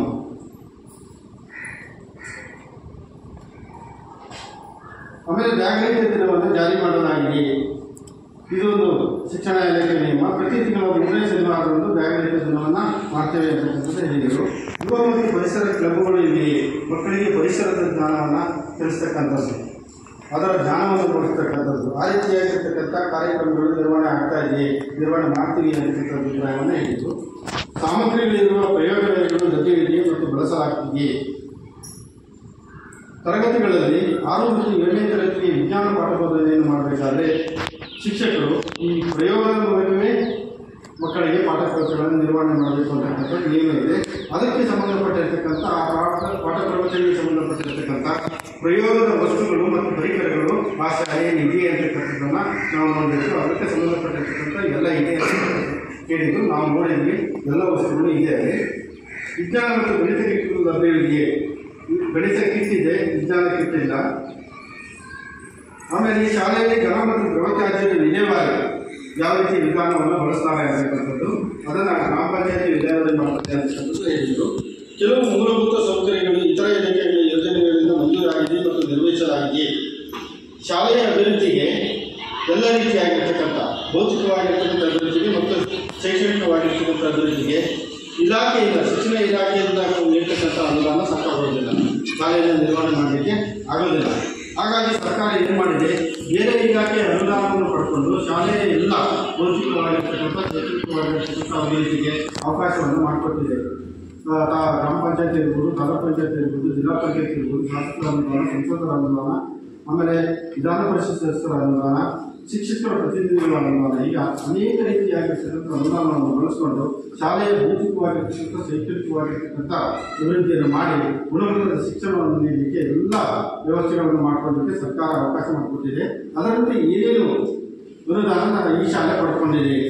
24-25 ಶಾಸಕರ ಅನುದಾನದಿಂದ 1,80,000 2 ತರಗತಿ ಕೊಠಡಿಗಳು ಮೇಲ್ಚಾವಣಿ ಸೀಟುಗಳನ್ನು ಪಡಿಸಲಾಗಿದೆ. ಅದಲ್ಲದೆ ಮತ್ತು ಯಾವುದೇ ಇತರ ಇಲಾಖೆಗಳ ಅನುದಾನ ಈ ಶಾಲೆಗೆ ಬಂದಿಲ್ಲ. ಶಿಕ್ಷಕರು ನಿಯಮಿತವಾಗಿ ಶಾಲೆಗೆ ಹಾಜರಾಗ್ತಾರೆ. ಶಿಕ್ಷಕರು ಪ್ರತಿದಿನ ಶಾಲೆಗೆ ತಡವಾಗಿ ಬರ್ತಾರೆ. ಶಿಕ್ಷಕರು ಪ್ರತಿದಿನ ಶಾಲೆಗೆ ಮುಂಚಿತವಾಗಿ ತೆರಳುತ್ತಾರೆ. ಇದು ಶಿಕ್ಷಣ ಇಲಾಖೆಯ ನಿಯಮವನ್ನು ಇದೆ. ಅದರ ಪ್ರಕಾರ ಶಿಕ್ಷಕರು ಪಾಲನೆಯನ್ನು ಮಾಡಬೇಕಾಗ್ತದೆ. ಆ ನಿಯಮ ಇದೆ. ಅದರ ಪ್ರಕಾರ ಸರಿಯಾದ ಸಮಯಕ್ಕೆ ಇಲಾಖೆ ತಿಳಿಸಿರ್ತಕ್ಕಂಥ ಸಮಯಕ್ಕೆ ಬರ್ತಾರೆ, ತಡವಾಗಿ ಬರ್ತಾರೆ, ಮುಂಚಿತವಾಗಿ ಹೋಗ್ತಾರೆ ಅಂತಕ್ಕಂಥದ್ದು ನಾವು ಪರಿಶೀಲನೆ ಮಾಡಿದ್ವಿ. ಅದೇ ಆ ರೀತಿಯಾಗಿರ್ತಕ್ಕಂಥದ್ರಿಂದ ಸರಿಯಾದ ಸಮಯಕ್ಕೆ ಬರ್ತಾರೆ, ಪಾಠ ಪ್ರವೃತ್ತಿಯನ್ನು ನಿರ್ವಹಣೆ ಮಾಡ್ತಾರೆ, ಸರಿಯಾದ ಸಮಯಕ್ಕೆ ಹೋಗ್ತಾರೆ ಅಂತ ಹೇಳಿದ್ರು. ಶಿಕ್ಷಕರು ಏಕಕಾಲಿಕವಾಗಿ ಪೋಷಕರನ್ನು ಭೇಟಿ ಮಾಡಿ ಮಕ್ಕಳ ಹಾಜರಾತಿ ಶ್ರಮಕ್ಕೆ ಮತ್ತು ಕಲಿಕಾ ಪ್ರಕೃತಿಗಳ ಬಗ್ಗೆ ವಿವರಿಸುತ್ತಾರೆ. ಅಂದರೆ ಪರೀಕ್ಷೆಗಳನ್ನು ಮಾಡ್ತಕ್ಕಂಥದ್ದು, ಘಟಕ ಪರೀಕ್ಷೆಗಳನ್ನು ಮಾಡ್ತಕ್ಕಂಥದ್ದು, ಮೌಲ್ಯಾಂಕನ ಮಾಡ್ತಕ್ಕಂಥದ್ದು, ವ್ಯಾಲ್ಯೂಯೇಷನ್ ಅದನ್ನು ಮಾಡಿ ಮಗು ಯಾವ ಹಂತದಲ್ಲಿದೆ ಅಂತಕ್ಕಂಥದ್ದು ಪೋಷಕರಿಗೆ ತಿಳಿಸ್ತಕ್ಕಂಥದ್ದು. ಶಿಕ್ಷಣ ಇಲಾಖೆ ಕೆಲವೊಂದು ನಿಯಮಗಳನ್ನು ಮಾಡಿದೆ. ಯಾವ ಕಾಲಕ್ಕೆ ಪರೀಕ್ಷೆಗಳನ್ನು ಮಾಡಬೇಕು, ಪಾಠ ಪ್ರವಚನಗಳನ್ನು ಮಾಡಬೇಕು ಅಂತಕ್ಕಂಥದ್ದು. ಅದರ ಪ್ರಕಾರ ಎಲ್ಲ ನಡೆಸ್ತೇವೆ. ಅದರ ಪ್ರಕಾರ ಎಲ್ಲ ರೀತಿಯಾಗಿರ್ತಕ್ಕಂಥ ಕಾರ್ಯಕ್ರಮಗಳನ್ನು ನಿರ್ವಹಣೆ ಮಾಡ್ತೀವಿ ಅಂತಕ್ಕಂಥದ್ದು ಹೇಳಿದ್ರು. ದಾಖಲಾತಿಗಳು ನಿರ್ವಹಣೆ ಆಗಿದೆ, ಅದನ್ನು ನಾವು ಪರಿಶೀಲನೆ ಮಾಡಿದ್ದೇವೆ. ಶಾಲೆಯಲ್ಲಿ ಸಾಕಷ್ಟು ಶಿಕ್ಷಕರಿದ್ದಾರೆ. ಹಿರಿಯ ಪ್ರಾಥಮಿಕ ಶಾಲೆಗೆ ಸಂಬಂಧಪಟ್ಟಿರ್ತಕ್ಕಂಥ ಶಿಕ್ಷಕರಿದ್ದಾರೆ. ಹಿರಿಯ ಪ್ರಾಥಮಿಕ ಶಾಲೆಯಲ್ಲಿ 2 ಶಿಕ್ಷಕರ ಕೊರತೆ ಇದೆ. ಇತ್ತೀಚೆಗೆ ಶಿಕ್ಷಕರು ತರಬೇತಿಯನ್ನು ಪಡೆದಿರ್ತಾರೆ. ಶಿಕ್ಷಕರ ಕಾರ್ಯಕ್ಷಮತೆಯನ್ನು ಕಾಲಕಾಲಕ್ಕೆ ಏನು ಶಿಕ್ಷಣ ವ್ಯವಸ್ಥೆಯಲ್ಲಿ ಬದಲಾವಣೆ ಆಗ್ತದೆ. ಅದಕ್ಕೆ ತಕ್ಕಂತೆ ಕಾಲಕಾಲಕ್ಕೆ ಇಲಾಖೆ ಕೆಲವೊಂದು ತರಬೇತಿಗಳನ್ನು ನೀಡುತ್ತದೆ. ಹಾಗಾಗಿ ಇಲ್ಲಿ ಯಾವ್ಯಾವ ಶಿಕ್ಷಕರು ತರಬೇತಿಯನ್ನು ಪಡೆದಿದ್ದಾರೆ ಅಂತಕ್ಕಂಥದ್ದು, ಒಬ್ಬರು ಶಿಕ್ಷಕರು ELP ಇಂಗ್ಲಿಷ್ ಗಣಿತಕ್ಕೆ ಸಂಬಂಧಪಟ್ಟಿರ್ತಕ್ಕಂಥ ತರಬೇತಿಯನ್ನು ಪಡೆದಿದ್ದಾರೆ. ಒಬ್ಬರು ಶಿಕ್ಷಕರು ಬುನಾದಿ ತರಬೇತಿಯನ್ನು ಪಡ್ಕೊಂಡಿದ್ದಾರೆ. ಮಕ್ಕಳ ಮ್ಯಾಪಿಂಗ್ ಮತ್ತು ಜಾಡಿ ಹಿಡಿಯುವ ಕಾರ್ಯ ಮಾಡಲಾಗಿದೆಯೇ? ಶೈಕ್ಷಣಿಕ ವರ್ಷದಲ್ಲಿ ಪ್ರಾರಂಭದಲ್ಲಿ ಯಾವ ಶಾಲೆಗೆ ದಾಖಲಾಗಿಲ್ಲ ಅಥವಾ ಶಾಲೆಗೆ ದಾಖಲಾಗಿ ಬಾರದೇ ಇರ್ತಕ್ಕಂಥ ಮಗು ಏನಾದರೂ ಅವರ ಜಾಡಿ ಹಿಡಿಯುವ ಕಾರ್ಯವನ್ನು ಮಾಡ್ತಕ್ಕಂಥದ್ದು, ಮ್ಯಾಪಿಂಗ್ ಮಾಡ್ತಕ್ಕಂಥದ್ದು, ಆ ರೀತಿಯಾಗಿರ್ತಕ್ಕಂಥದ್ದು ಮಾಡ್ತೀವಿ ಹೇಳಿದರು. ಶಾಲೆಯನ್ನು ಇತರ ಉದ್ದೇಶಗಳಿಗಾಗಿ ಬಳಸಲಾಗ್ತದೆ. ಶಾಲೆಯನ್ನು ಬೇರೆ ಯಾವುದೇ ರಾಜಕೀಯ, ಸಾಮಾಜಿಕ, ಇತರ ಚಟುವಟಿಕೆಗಳಿಗೆ ಬಳಸುವಾಗಿಲ್ಲ. ಆ ರೀತಿ ಬಳಸೋದಿಲ್ಲ ಅಂತ ಹೇಳಿದರು. ಪ್ರವೇಶ ಶುಲ್ಕ, ಅರ್ಜಿ ಶುಲ್ಕ, ಕ್ಯಾಪಿಟೇಷನ್ ಶುಲ್ಕ, ಬೋಧನಾ ಶುಲ್ಕ, ಇತರೆ ಶುಲ್ಕಗಳನ್ನು ಪಾವತಿಸಿಕೊಳ್ಳಲಾಗುತ್ತಿದೆಯೇ? ಅದು ಯಾವುದೇ ರೀತಿಯಾಗಿರ್ತಕ್ಕಂಥ ಶುಲ್ಕ ತಗೊಳ್ತಿಲ್ಲ ಅಂತ ಹೇಳಿದರು. ಶಾಲಾ ಅಭಿವೃದ್ಧಿ ಮತ್ತು ಮೇಲುಸ್ತುವಾರಿ ಸಮಿತಿಯನ್ನು ರಚಿಸಲಾಗಿದೆಯೇ? ಒಂದು ಶಾಲೆ ಅಂತ ಹೇಳಿದ್ರೆ ಒಂದು ಶಾಲೆಯ ಅಭಿವೃದ್ಧಿಯಲ್ಲಿ ಶಿಕ್ಷಕರ ಪಾತ್ರ ಎಷ್ಟಿರ್ತದೋ ಅಷ್ಟೇ ಪಾತ್ರ ಈ ಶಾಲಾಭಿವೃದ್ಧಿ ಸಮಿತಿಗೆ ಇರ್ತದೆ. ಶಾಲೆಯ ಎಲ್ಲ ಅಭಿವೃದ್ಧಿಯಲ್ಲಿ ಮಕ್ಕಳ ಕಲಿಕೆಯ ಅಭಿವೃದ್ಧಿ ಇರ್ಬೋದು ಅಥವಾ ಶಾಲೆಯ ಭೌತಿಕವಾಗಿರ್ತಕ್ಕಂಥ ಅಭಿವೃದ್ಧಿ ಇರ್ಬೋದು. ಶಿಕ್ಷಕರ ಪಾತ್ರ ಎಷ್ಟಿದೆಯೋ ಅಷ್ಟೇ ಪಾತ್ರ ಈ ಮೇಲುಸ್ತುವಾರಿ ಸಮಿತಿಗೆ ಇರ್ತದೆ. ಅವರು ಕ್ರಿಯಾಶೀಲವಾಗಿ ಶಾಲೆಯಲ್ಲಿ ಕಾರ್ಯವನ್ನು ನಿರ್ವಹಿಸಿದರೆ ಮಕ್ಕಳಿಗೆ ಗುಣಮಟ್ಟದ ಶಿಕ್ಷಣವನ್ನು ಕೊಡಲಿಕ್ಕೆ ಒಂದು ಅನುಕೂಲಕರವಾದ ವಾತಾವರಣ ಶಾಲೆಯಲ್ಲಿ ನಿರ್ಮಾಣ ಮಾಡಲಿಕ್ಕೆ ಸಾಧ್ಯತೆ ಇದೆ. ಇಲ್ಲಿ ಶಾಲೆಯಲ್ಲಿ ಈಗ ನಾವೇ ನೋಡ್ತೇವೆ. ಈಗ ಶಾಲೆಯ STLC ಸಮಿತಿ ಇದೆ, ಈ ಸಭೆಗೆ ಎಷ್ಟು ಜನ ಬಂದಿದ್ದಾರೆ ಅಂತಕ್ಕಂಥದ್ದು. ಇದರಿಂದಲೇ ಮೇಲ್ನೋಟಕ್ಕೆ ನಮಗೆ ಗೊತ್ತಾಗ್ತದೆ STLC ಸಮಿತಿ ಕ್ರಿಯಾಶೀಲವಾಗಿ ಕಾರ್ಯವನ್ನು ನಿರ್ವಹಿಸ್ತಾ ಇಲ್ಲ ಅಂತಕ್ಕಂಥದ್ದು. STLC ಸಮಿತಿ ಎಷ್ಟು ಕ್ರಿಯಾಶೀಲವಾಗಿ ಕಾರ್ಯನಿರ್ವಹಿಸುತ್ತದೆ, ಅಲ್ಲಿ ಒಂದು ಉತ್ತಮವಾಗಿರ್ತಕ್ಕಂಥ ಶಾಲಾ ವಾತಾವರಣ ನಿರ್ಮಾಣ ಆಗ್ತದೆ, ಮಕ್ಕಳಿಗೆ ಗುಣಮಟ್ಟದ ಕಲಿಕೆ ಆಗಲಿಕ್ಕೆ ಸಾಧ್ಯತೆ ಆಗ್ತದೆ.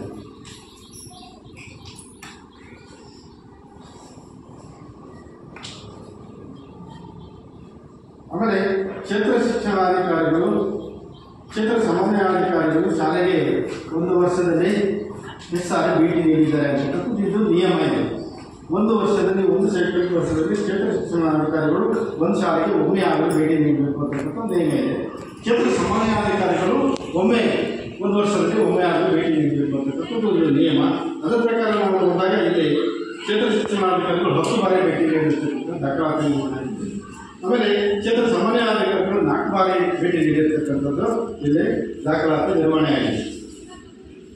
ಆಮೇಲೆ ಕ್ಲಸ್ಟರ್ ಸಂಪನ್ಮೂಲ ವ್ಯಕ್ತಿಗಳು ಕಳೆದ 12 ತಿಂಗಳಲ್ಲಿ ಶಾಲೆಗೆ 8 ಸಾರಿ ಭೇಟಿ ನೀಡಿದ್ದಾರೆ. CRP ಅವರು ಕ್ಲಸ್ಟರ್ ಸಂಪನ್ಮೂಲ ವ್ಯಕ್ತಿ, ಇವರು ಶಾಲೆಯ ಪ್ರಗತಿಗೆ ಅತಿ ಪ್ರಮುಖವಾಗಿರ್ತಕ್ಕಂಥ ಪಾತ್ರವನ್ನು ವಹಿಸತಕ್ಕಂಥ ಅಧಿಕಾರಿಗಳು. ಏಕೆಂತಂದರೆ ಇಲಾಖೆ ಮತ್ತು ಶಾಲೆಗೆ ಮಧ್ಯವರ್ತಿ ಇದ್ದಂತೆ, ಕೊಂಡೆ ಇದ್ದಂತೆ. ಇಲಾಖೆ ಎಲ್ಲ ಮಾಹಿತಿಗಳನ್ನು ಶಾಲೆಗೆ ತಲುಪಿಸ್ತಕ್ಕಂಥದ್ದು, ಶಾಲೆಯ ಎಲ್ಲ ಮಾಹಿತಿಗಳನ್ನು ಇಲಾಖೆ ತಲುಪಿಸ್ತಕ್ಕಂಥದ್ದು. ಶಾಲೆಯ ಯಾವುದೇ ಪ್ರಗತಿ ಇರ್ಬೋದು, ಶೈಕ್ಷಣಿಕವಾಗಿರ್ತಕ್ಕಂಥ ಪ್ರಗತಿ ಇರ್ಬೋದು, ಭೌತಿಕವಾಗಿರ್ತಕ್ಕಂಥ ಪ್ರಗತಿ ಇರ್ಬೋದು, ಉನ್ನತ ಇಲಾಖಾ ವ್ಯವಸ್ಥೆಯಲ್ಲಿ ಸಂಪರ್ಕವನ್ನು ಸಾಧಿಸಿ ಶಾಲೆಯನ್ನು ಉತ್ತಮವಾಗಿರ್ತಕ್ಕಂಥ ಕಲಿಕಾ ವಾತಾವರಣ ನಿರ್ಮಾಣ ಮಾಡತಕ್ಕಂಥದ್ದು ಈ CRP ಅವರ ಒಂದು ಕಾರ್ಯನಿರ್ವಹಣೆ. ಅದರ ಪ್ರಕಾರ ಅವರು ಒಂದು ಶಾಲೆಗೆ ಒಂದು ವರ್ಷದಲ್ಲಿ 12 ಬಾರಿ ಭೇಟಿ ನೀಡಬೇಕಾಗ್ತದೆ, ಅವರ ದಾಖಲಾತಿಯನ್ನು ನಿರ್ವಹಣೆ ಮಾಡಬೇಕಾಗ್ತದೆ. ನಾವು ಇಲ್ಲಿ ನೋಡಿದಾಗ 26 ಬಾರಿ ಭೇಟಿ ನೀಡಿರ್ತಕ್ಕಂಥ ನಮಗೆ ಕಂಡುಬಂದ ದಾಖಲಾತಿ ನಿರ್ವಹಣೆ ಆಗಿರ್ತಕ್ಕಂಥದ್ದು ಕಂಡುಬಂದಿದೆ.